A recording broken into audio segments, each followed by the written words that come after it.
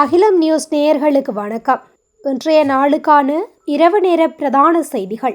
விரிவான செய்திகளுக்குள் செல்லும் முன்னதாக முதலில் இன்றைய தலைப்புச் செய்திகள். அரசு ஊழியர்களின் ஓய்வூதியம் குறித்து வெளியான தகவல். அவதானமாக இருங்கள், வைரஸ் தொற்று குறித்து விடுக்கப்பட்டுள்ள எச்சரிக்கை. சர்வதேச விமான நிலையத்தில் ஏற்பட்ட மோதல், இலக்கியர்கள் கைது. தோட்ட தொழிலாளர்களுக்கு வெளியான மகிழ்ச்சி தகவல்.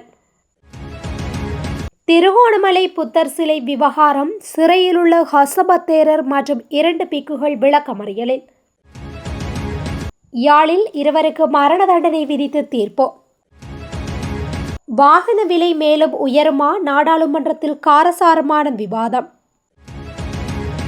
மலேசியாவிலிருந்து வந்த தொழிலதிபரிடம் சிக்கிய கோடி ரூபாய் பெறுமதியான போதைப் பொருள். மஹிந்தானந்த மற்றும் நளின் பெர்னாண்டோ தொடர்பில் நீதிமன்றம் பிறப்பித்த உத்தரவு. சீன தொழிற்சாலையில் வெடி விபத்து, 2 உயிரிழப்பு. தொடர்வென விரிவான செய்திகள். ஜனவரி 1, 2016 பிறகு பணியமர்த்தப்பட்ட அரசு அதிகாரிகளின் நியமன கடிதங்களில் ஓய்வூதிய உரிமை தொடர்பான விதிகளை திருத்துவதற்கு ஒப்புதல் வழங்கப்பட்டுள்ளது.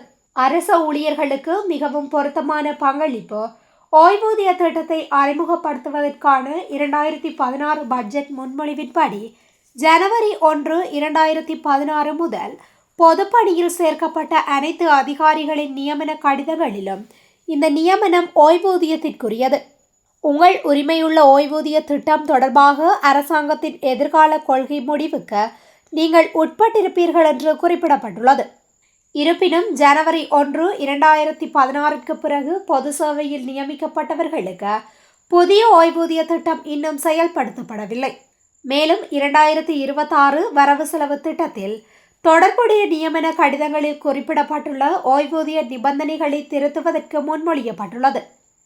இது தற்போதுள்ள ஓய்வூதிய திட்டத்திற்கான அவர்களின் உரிமையை உறுதிப்படுத்துகின்றது. நாட்டில் நிலவும் குளிர் மற்றும் வறண்ட வானிலை காரணமாக வைரஸ் தொற்று பரவல் அதிகரிக்க வாய்ப்புள்ளதாக சுகாதார திணைக்களம் எச்சரித்துள்ளது.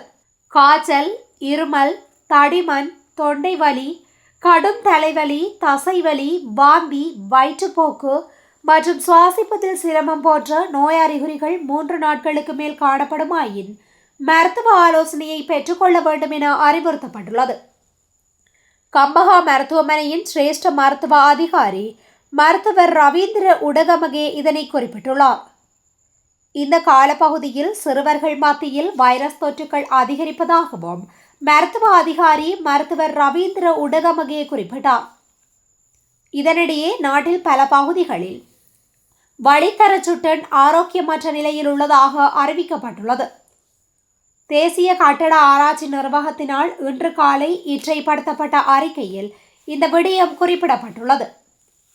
எனினும் எதிர்வரும் 2 நாட்களில் இந்த நிலைமை மாறிவிடும் என மத்திய சுற்றாடல் அதிகார சபை ஊடக பேச்சாளர் அஜித் குணவர்த்தன தெரிவித்துள்ளார். சர்வதேச விமான நிலையத்தில் ஏற்பட்ட மோதல் தொடர்பாக 2 இலங்கையர்கள் மாலைதீவு போலீசாரால் கைது செய்யப்பட்டுள்ளனர். நீதிமன்ற உத்தரவின் பேரில் இருவரும் கடந்த 18ஆம் தேதி கைது செய்யப்பட்டதாக போலீசார் உறுதிப்படுத்தியுள்ளனர். இவ்வாறு கைது செய்யப்பட்ட இருவரும் 43 வயதான கங்கணமெலகே திலக் சோமசந்திர மற்றும் 46 வயதான தேவநிதிகே பிரியந்த சில்வா என அடையாளம் காணப்பட்டுள்ளனர். கடந்த 9ஆம் தேதி வேலனா சர்வதேச விமான நிலையத்தில் ஏற்பட்ட மோதலை தொடர்ந்து ஆலோசனை பெற்ற பின்னர் 2 இலங்கையர்களும் மாலைதீவு போலீசாரால் விடுவிக்கப்பட்டனர். இருப்பினும் இருவரும் மீண்டும் கைது செய்யப்பட்டதாக தெரிவிக்கப்படுகின்றது. தோட்ட தொழிலாளர்களின் வாழ்க்கை நிலைமைகளை மேம்படுத்துவதற்காக 2026 வரவு செலவு திட்டங்களின் கீழ் வழங்கப்படவுள்ள நிவாரண திட்டத்திற்கு அமைச்சரவை ஒப்புதல் அளித்துள்ளது. அவர்களின் சேவைக்கு ஏற்ப நியாயமான தினசரி ஊதியத்தை வழங்குவதற்காக ஜனாதிபதி 2026 வரவு செலவு திட்டத்தில் தோட்ட தொழிலாளர்களின் குறைந்தபட்ச தினசரி ஊதியத்தை ரூபாய் 1550 உயர்த்தவும் தினசரி வருகை ஊக்கத்தொகையாக ரூபாய் 200 வழங்கவும் முன்மொழிந்தார். இந்த திட்டங்களை செயல்படுத்த 2026ஆம் ஆண்டுக்கான வரவு செலவு திட்டத்தில் ரூபாய் 5,000 மில்லியன் ஒதுக்கீடு செய்யப்பட்டுள்ளதாக அரசாங்கம் கூறுகின்றது. அதன்படி தோட்ட தொழிலாளர்கள் மற்றும் சமூக உட்கட்டமைப்பு அமைச்சர் ஜனவரி 1 முதல் 6 மாதங்களுக்கு தோட்ட நிறுவனங்கள் மூலம் தொடர்புடைய ஊக்கத்தொகையை செலுத்தவும் அதன் பின்னர் அதை நேரடியாக தோட்ட தொழிலாளர்களின் தனிப்பட்ட வங்கி கணக்குகளில் வரவு வைக்கவும் திட்டமிட்டுள்ளது. இந்த முறையின்படி தோட்ட தொழிலாளர்களுக்கு ஊக்கத்தொகையை செலுத்த தொழிலாளர் அமைச்சரும் தோட்ட தொழிலாளர்கள் மற்றும் சமூக உட்கட்டமைப்பு அமைச்சரும் சமர்ப்பித்த கூட்டு முன்மொழிவுக்கு அமைச்சரவை ஒப்புதல் அளித்துள்ளது. திருகோணமலை புத்தர் சிலை சம்பவம் தொடர்பாக பலாங்குடு ஹசப தேரர் மற்றும் 2 பிக்குகளை விளக்குமறியலில் வைக்குமாறு திருகோணமலை நீதவான் பிறப்பித்த உத்தரவை ரத்து செய்ய கோரி ரிட் மனு தாக்கல் செய்யப்பட்டுள்ளது. இந்த மனு ஹசப தேரர் மற்றும் 2 பிக்குகளால் தாக்கல் செய்யப்பட்டுள்ளதாக தெரிவிக்கப்படுகின்றது. இதன்படி தாக்கல் செய்யப்பட்ட ரிட் மனுவை 22 பரிசீலனைக்கு அழைக்குமாறு மேன்முறையீட்டு நீதிமன்றம் உத்தரவிட்டுள்ளது. இந்த மனு இன்று மேன்முறையீட்டு நீதிமன்ற அமர்வு முன் அழைக்கப்பட்டது. பின்னர் உண்மைகளை உறுதிப்படுத்துவதற்காக 22 மீண்டும் அழைக்க உத்தரவிடப்பட்டது. திருகோணமலை போதிராஜ விகாரையில் புத்தர் சிலையை வைத்ததன் மூலம் கடலோர பாதுகாப்பு சட்டங்களை மீறியதாக கூறி கைது செய்யப்பட்டு பின்னர் விளக்கமறியலில் வைக்கப்பட்ட பலாங்குட கசப தேரர் உட்பட 4 பௌத்த பிக்குகள் மற்றும் 5 பேர் மீண்டும் விளக்கமறியலில் வைக்கப்பட்டுள்ளமை குறிப்பிடத்தக்கது. யாழ்ப்பாணத்தில் இடம்பெற்ற படுகொலை சம்பவம் தொடர்பில் குற்றவாளிகளாக காணப்பட்ட 2 யாழ்ப்பாணம் மேல் நீதிமன்றம் மரண தண்டனை வழங்கியுள்ளது. கொடிகாமம் மந்தைவெளி பகுதியில் கடந்த 2010 ஆண்டு டிசம்பர் மாதம் அப்பகுதியை சேர்ந்த 60 வயதுடைய முதியவர் ஒருவர் கோடாரி மற்றும் பொல்களால் தாக்கப்பட்டு படுகொலை செய்யப்பட்டுள்ளார். கொலை செய்யப்பட்ட சம்பவம் தொடர்பிலான வழக்கு விசாரணைகள் யாழ் மேல் நீதிமன்றில் நடைபெற்று வந்த நிலையில் இன்றைய தினம் வழக்குக்கு தீர்ப்பு வழங்கப்பட்டுள்ளது.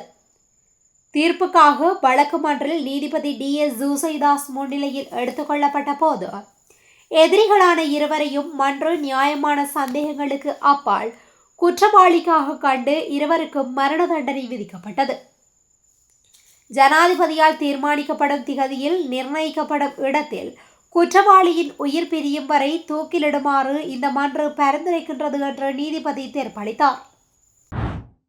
இறக்குமதி செய்யப்பட்ட வாகனங்கள் 90 நாட்களுக்குள் சுங்க தீர்வை நீக்கப்பட்டு விடுவிக்கப்படும் போது விதிக்கப்படும் 3% வரி குறித்த எதிர்க்கட்சி நாடாளுமன்ற உறுப்பினர் ரோகித அபேகுணவர்த்தன இன்று நாடாளுமன்றத்தில் கேள்வி எழுப்பினார். 5 மாதங்கள் கடக்கும் போது இந்த வரிகள் சுமார் 45% வரை அதிகரிப்பதாக அவர் சுட்டிக்காட்டினார். அத்துடன் இது நுகர்வோர் மீது தேவையற்ற சுமையை ஏற்படுத்துவதாக அவர் தெரிவித்தார். மேலும் எல்லை தாண்டிய கடல் கடிதங்களில் கீழ் இறக்குமதி செய்யப்படும் தற்போது ஹம்பாந்தோட்டை துறைமுகத்தில் தேங்கி கிடக்கும் வாகனங்கள் குறித்து அவர் கவலை வெளியிட்டார். வரி பிரச்சினைக்கு மேலதிகமாக இந்த வாகனங்களுக்கு அதிகளவான தாமத கட்டணங்கள் செலுத்த வேண்டியுள்ளதாகவும் அவர் மேலும் குறிப்பிட்டுள்ளார். அத்தோடு இது தொடர்பாக அரசாங்கம் ஏதேனும் திருத்தங்களை மேற்கொள்ள உத்தேசித்துள்ளதா என அவர் கேள்வி எழுப்பியுள்ளார். பொருளாதார அபிவிருத்தி பிரதி அமைச்சர் நிஷாந்த ஜயவீர இதற்கு பதிலளிக்கையில் பின்வரும் விடயங்களை குறிப்பிட்டார். நாட்டில் வெளிநாட்டு செலாவணியை தக்க வைத்துக் கொள்ளும் நோக்கிலேயே இந்த மேலதிக வரி இறக்குமதியாளர்கள் மீது விதிக்கப்பட்டுள்ளது. பெருமளவிலான வாகனங்கள் இறக்குமதி செய்யப்பட்டு நாட்டில் பதுக்கி வைக்கப்படும் போது பெருந்தொகையான வெளிநாட்டு செலாவணி நாட்டை விட்டு வெளியேறுவதாக அவர் விளக்கியுள்ளார். கட்டுநாயக்க விமான நிலையத்தில் 1 கோடி ரூபாய் மதிப்புள்ள குஷ் போதைப் பொருளுடன் இலங்கை பயணி ஒருவர் கைது செய்யப்பட்டுள்ளார். சந்தேக நபர் இன்று காலை கட்டுநாயக்க விமான நிலையத்திலிருந்து வெளியேறும் போது போலீஸ் போதைப்பொருள் தடுப்பு பிரிவின் அதிகாரிகள் குழுவால் கைது செய்யப்பட்டார். சந்தேக நபர் கொழும்பு மருதானையில் வர்த்தக நிலையத்தினை நடத்தும் தொழிலதிபர் என்று கூறப்படுகின்றது. இவர் மலேசியாவிலிருந்து குஷ் போதைப் பொருளை வாங்கி அங்கிருந்து சிங்கப்பூருக்கு இன்று அதிகாலை 12:45 மணிக்கு சிங்கப்பூர் ஏர்லைன்ஸ் விமானம் மூலம் கட்டுநாயக்க விமான நிலையத்தை வந்தடைந்தார். இவர் 3 பொதிகளில் 1.024 கிலோகிராம் குஷ் போதைப் பொருளை தனது கைப்பையில் நாட்டிற்கு கொண்டு வந்துள்ளார். இதனை அடுத்து சந்தேக நபரும் போதைப்பொருள் கையிருப்பும் இன்று நீர்கொழும்பு நீதவான் நீதிமன்றத்தில் முன்னிலைப்படுத்தப்படவுள்ளது. சிறை தண்டனை விதிக்கப்பட்டுள்ள முன்னாள் அமைச்சர்களான மஹிந்தானந்த அழுத்கமகே மற்றும் நளின் பெர்னாண்டோ ஆகியோர் தாக்கல் செய்த மேன்முறையீட்டு மனுக்களை மார்ச் 9 விசாரணைக்கு எடுத்துக்கொள்ள உயர்நீதிமன்றம் இன்று தீர்மானித்துள்ளது. தங்களுக்கு எதிராக விதிக்கப்பட்டுள்ள தண்டனைக்கு எதிராக இவர்கள் இருவரும் மேன்முறையீட்டு மனுக்களை தாக்கல் செய்திருந்தனர். தலைமை நீதிபதி பிரீத்தி பத்மன் சூரசேன மற்றும் அச்சல வெங்கப்புலி ஆகியோர் அடங்கிய அமர்வு முன்னிலையில் இந்த மேன்முறையீட்டு மனுக்கள் விசாரணைக்கு எடுத்துக்கொள்ளப்பட்டன. இதன்போது முன்வைக்கப்பட்ட விடயங்களை பரிசீலித்த அமர்வு மேன்முறையீட்டு மனுக்களை மார்ச் 9 விசாரணைக்கு அழைக்க உத்தரவிட்டது. 2015 ஆண்டு ஜனாதிபதி தேர்தலின் போது லங்கா சதோச நிறுவனத்தினூடாக 14,000 கேரம்போர்ட்கள் உள்ளிட்ட பொருட்களை இறக்குமதி செய்ததன் மூலம் அரசாங்கத்தின் 50 மில்லியன் ரூபாய்க்கு மேலாக இழப்பு ஏற்படுத்தியதாக தெரிவித்த மஹிந்தானந்த அழுத்கமகே மற்றும் நளின் பெர்னாண்டோ ஆகியோருக்கு எதிராக குற்றம் சுமத்தப்பட்டது.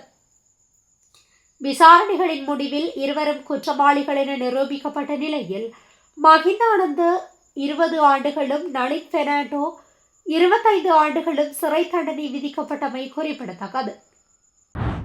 சீனாவில் உள்ள தொழிற்சாலை ஒன்றில் ஏற்பட்ட வெடி விபத்தில் இருவர் உயிரிழந்ததுடன் 80க்கும் மேற்பட்டோர் படுகாயமடைந்துள்ளதாக தெரிவிக்கப்படுகின்றது. இந்த வெடி விபத்தில் 8 பேர் மாயமாகியுள்ளதாகவும் தெரிவிக்கப்படுகின்றது. மங்கோலியாவின் உள்பகுதியில் அமைந்துள்ள யுனைடெட் ஸ்டீல் தொழிற்சாலையில் நேற்று முற்பகல் இந்த வெடி விபத்து நிகழ்ந்துள்ளது. இதனால் குறித்த பகுதியில் சிறிய அளவிலான நிலநடுக்கம் உணரப்பட்டதாகவும் தெரிவிக்கப்படுகின்றது. வெடிப்பிற்கான காரணம் தொடர்பில் அறிய போலீசார் விசாரணைகளை முன்னெடுத்துள்ளதாகவும் குறிப்பிடப்படுகின்றது. இத்துடன் இன்றைய நாளுக்கான இரவு நேர பிரதான செய்திகள் நிறைவடைகின்றன. தொடர்ந்தும் இதுபோன்ற செய்திகளை உடனுக்குடன் அறிந்து கொள்ள அகிலம் நியூஸுடன் இணைந்திருங்கள். நன்றி, வணக்கம். அகிலம் மாற்றத்திற்கான மக்கள் குரல். இந்த வீடியோ பிடிச்சிருந்தா லைக் பண்ணுங்க, கமெண்ட் பண்ணுங்க, ஷேர் பண்ணுங்க. மறக்காம கீழே இருக்க பெல் ஐகானை கிளிக் பண்ணுங்க.